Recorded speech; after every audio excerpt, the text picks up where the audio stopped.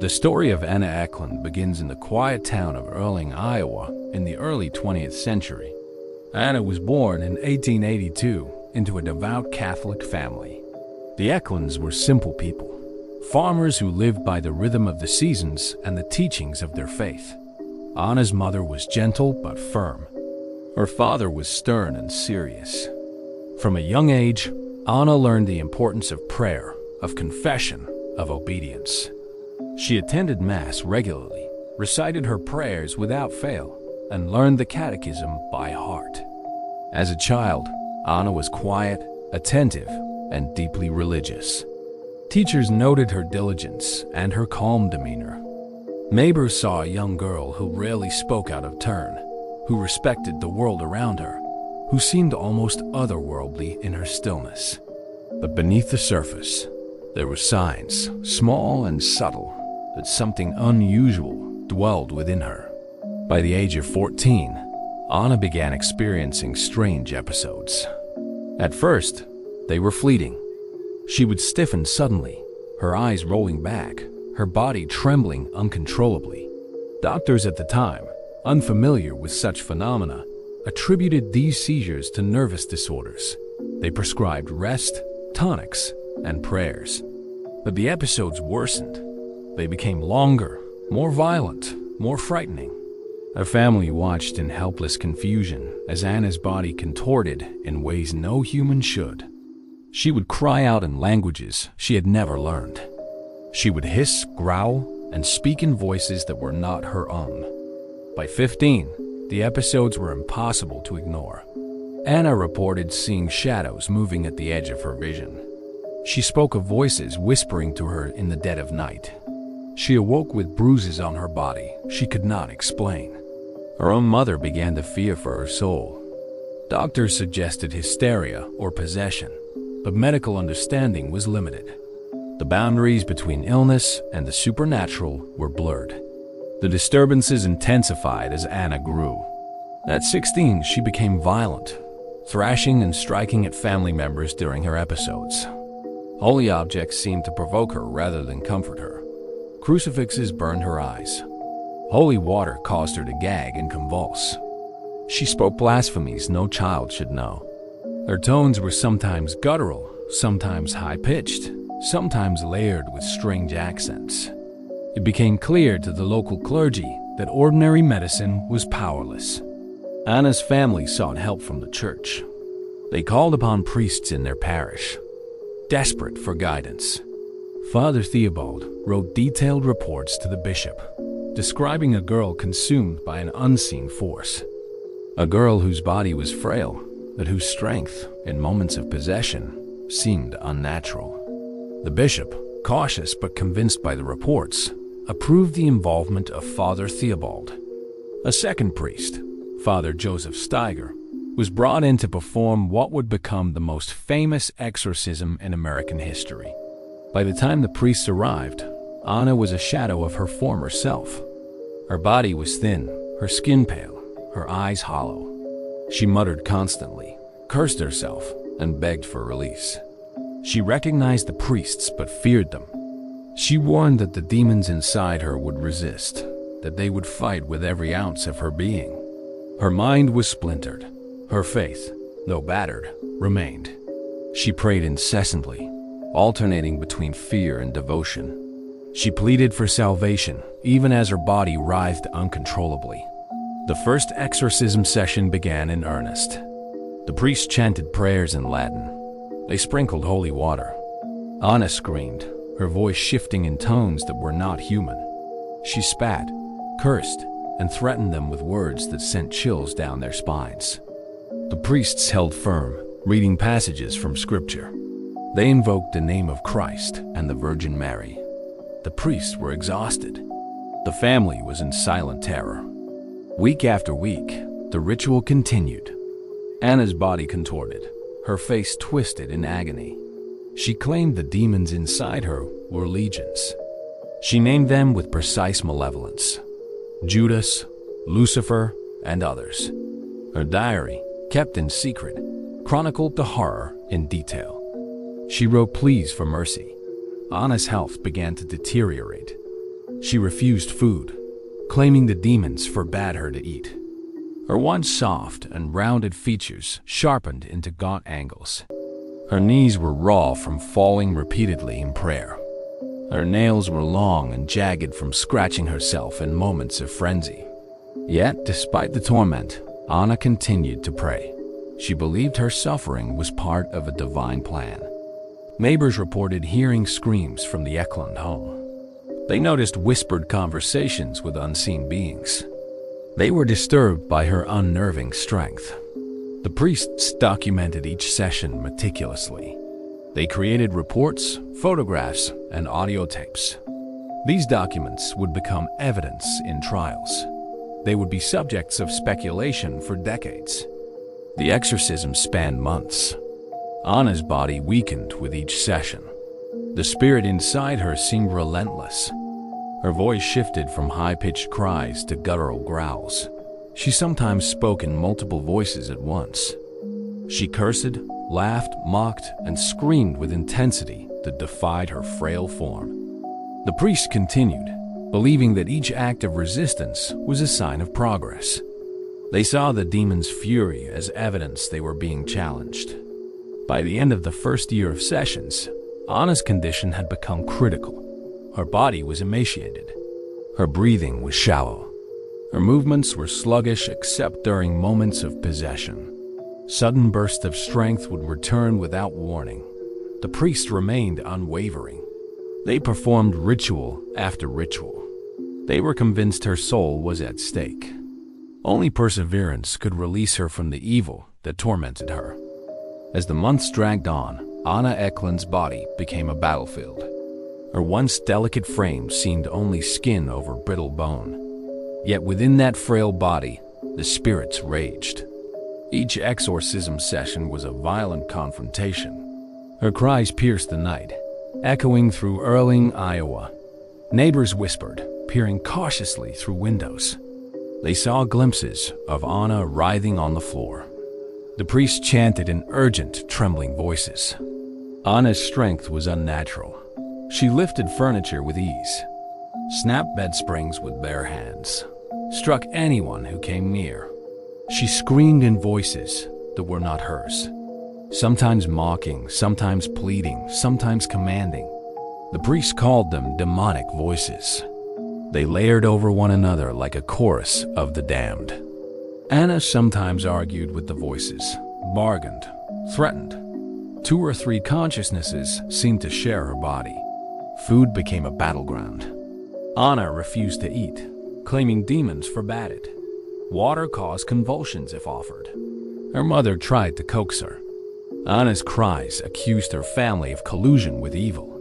Priests warned that without nourishment, she could collapse. Yet stopping the exorcisms risked letting the demons entrench. The ritual grew more elaborate. Father Theobald and Father Steiger developed a precise schedule. Sessions lasted hours, often into the night. Latin prayers were recited relentlessly. Holy water was sprinkled, crucifixes pressed to her body. Anna screamed and thrashed. She broke rosaries and tore her clothing. The floor was littered with fragments of devotion. At times, she struck herself violently, drawing blood.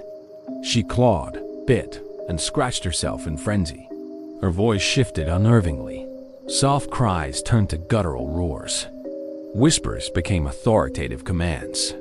She spoke languages she never learned. Latin, German, archaic words. The names she called Lucifer, Judas, Beelzebub, Asmodeus terrified the priests. She claimed dozens of spirits inhabited her, a multitude of tormentors vying for her soul. Between sessions, Anna was barely recognizable. Her body wasted away, face gaunt, eyes sunken and hollow, hair tangled, teeth chipped from biting herself. She shivered constantly, refusing blankets. Her hands curled like claws, nails torn from scratching. Yet she prayed relentlessly, kneeling, folding arms, pressing forehead to the floor. She begged for mercy for herself and others. She believed her suffering could redeem sins she never committed. The priests were exhausted. Father Theobald noted the toll in his journal. Faith and patience were tested repeatedly. They described her growls, voices, and strength. Sometimes she spoke with multiple voices, arguing or laughing. At times, she appeared to levitate a few inches. The priest documented everything meticulously. Neighbors and friends began avoiding the house. Screams, chants, and laughter escaped through windows. The community speculated endlessly. Some whispered she was cursed. Others believed possession since birth. Family refused to leave her alone but feared her.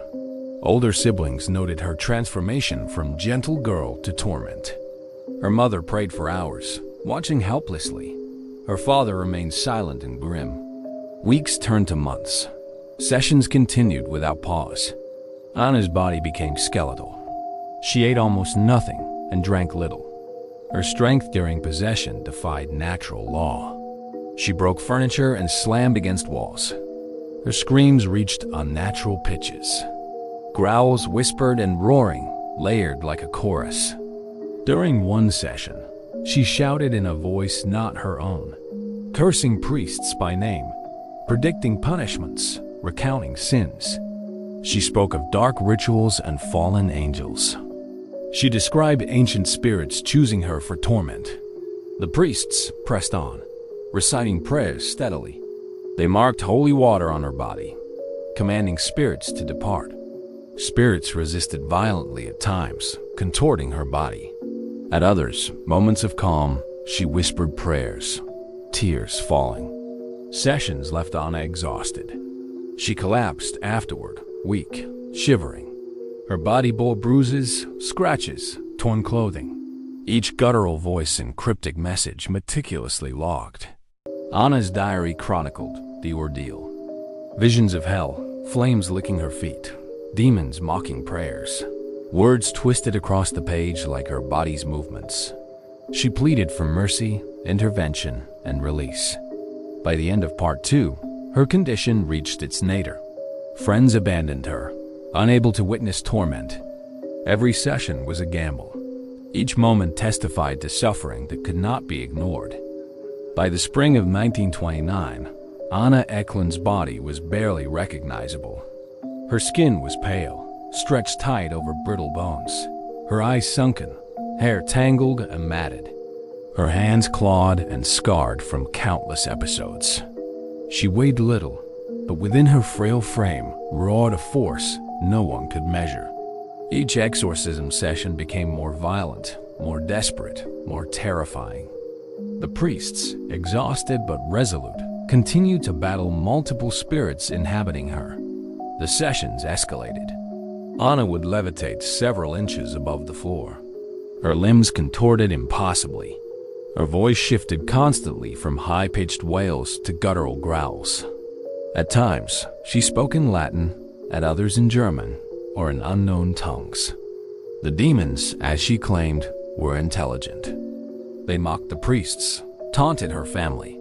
Sometimes they whispered secrets only Anna could have known. It was as though the spirits were fully aware of the stakes. During one harrowing session, she screamed so loudly neighbors fled the street. She hurled objects across the room, broke furniture, tore rosaries. She lashed out at anyone who approached. Her strength, though emaciated, was astonishing. She needed to be restrained by both priests and family members. The priests pressed on, reciting prayers. They sprinkled holy water and invoked Christ and the Virgin Mary. The struggle seemed endless, a battle for body and soul. Anna's health deteriorated rapidly. She refused food, claiming the demons would punish her if she ate. Water caused convulsions. Her knees were raw from constant prayer. Her arms bruised from thrashing against restraints. Yet, her devotion never wavered. She prayed, pleaded, begged for the exorcisms to continue. Only through enduring torment could she find salvation. The priests, exhausted and haunted, documented every moment. They recorded each session's intensity, voices, and contortions. Anna's own declarations were noted meticulously. Even as her body weakened, the spirit seemed unrelenting. Neighbors and family could barely watch. Older siblings were terrified of the transformation. Her mother prayed constantly, clutching rosaries, tears streaming. Her father remained solemn and fearful, supporting the priests. Every night, the house rang with screams, growls, and cries for mercy. Over the final months, Anna's decline was undeniable. She was skeletal, breathing shallow, movements slow except during possession. She pleaded with the spirits to leave and cursed them in terrifying intensity. Sometimes she levitated or defied her frail body. Between sessions, she collapsed, shivering and weak. The priests continued, convinced victory was near. They believed the resistance indicated the spirits were being challenged. Each violent display was a sign of progress. Anna understood the stakes. She pleaded for release and mercy for herself and others. After months of relentless ritual, the exorcisms concluded. Anna lay exhausted, her body nearly destroyed. The spirits, according to the priests, had been expelled. Her body remained frail and broken. The final session ended in silence. Anna Ecklund, the young woman who had endured so much, lay still. Her family gathered around. The priests were exhausted and haunted. The house was finally quiet. Though alive, Anna was irreversibly changed. Her body and mind were weakened and scarred. Her family never forgot the screams, voices, and contortions.